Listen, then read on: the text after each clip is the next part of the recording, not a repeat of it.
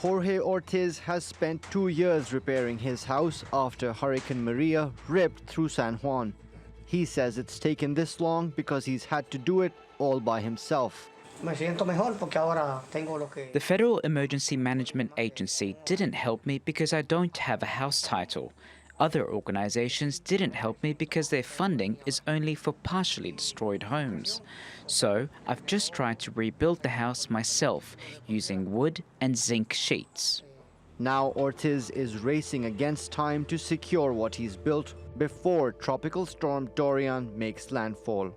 Other Puerto Ricans are rushing to stock up on supplies. We are worried even with the rain, just in a normal day. So when a storm comes, we are much worried about what is going to become after. The power is definitely going to go out.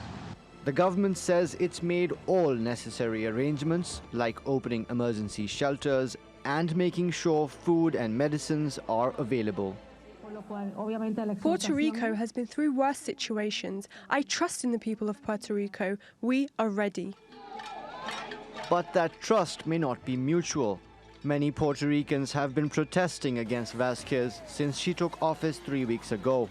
We have just removed Governor Ricardo Rosselló because of his corrupt practices, and we don't want another to replace one corrupt official with another corrupt official, such as Wanda Vazquez. So that's why we're here, and we will stay in the streets until we get a government that is not marked by these corrupt practices.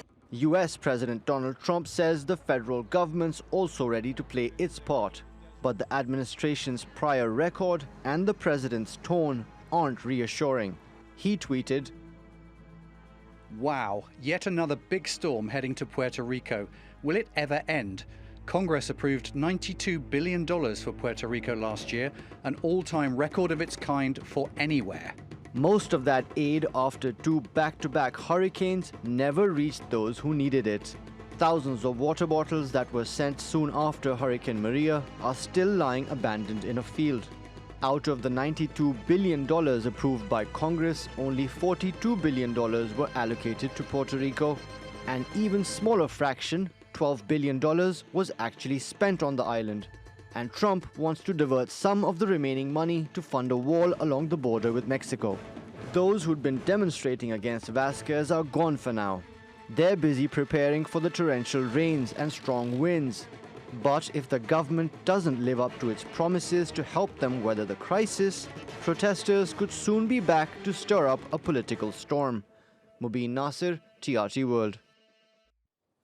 Well, for more on this, Jose Caraballo Cueto joins me from Bayamon in Puerto Rico. He's the director of the Census Information Center at the University of Puerto Rico.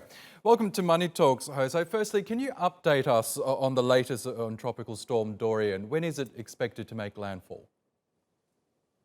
Well, it was expected to make landfall now at 2 p.m., but it may slow down a little bit. So we're probably going to feel the first wind about 5 to 6 p.m.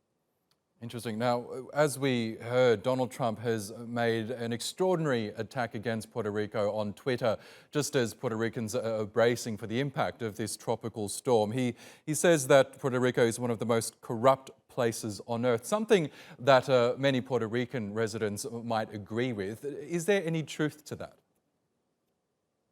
Well, I have first to state that Donald Trump is a liar about many things that he said about Puerto Rico. For instance, there is no $92 billion appropriate or allocated to Puerto Rico, and it's not a historical record. In the case of Katrina, more than $100 billion were funded to help New Orleans to recover from Hurricane Katrina.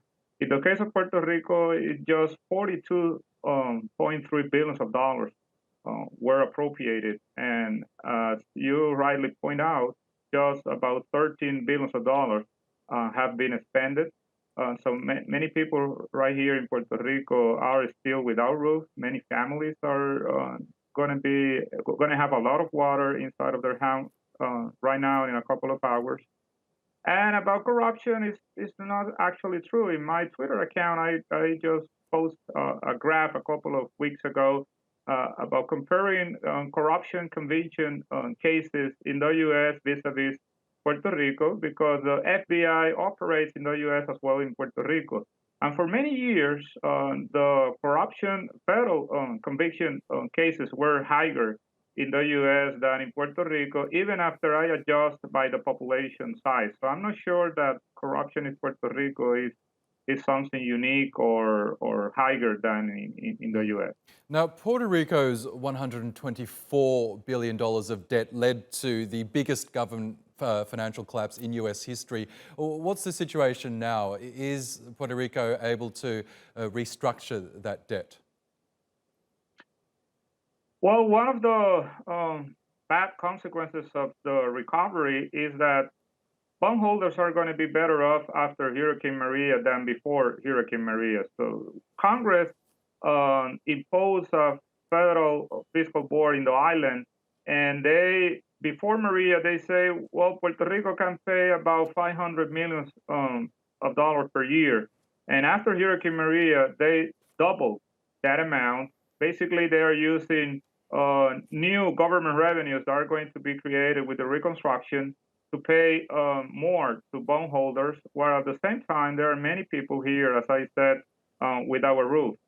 So the local government is depending on NGOs, on non-governmental organizations, and on the federal government for the recovery efforts. Yes. While Donald Trump is, on the other hand, just waiting something to happen to avoid taking responsibility. Okay, Jose Caraballo Cueto, thank you so much for your time from Thank Puerto you. Rico.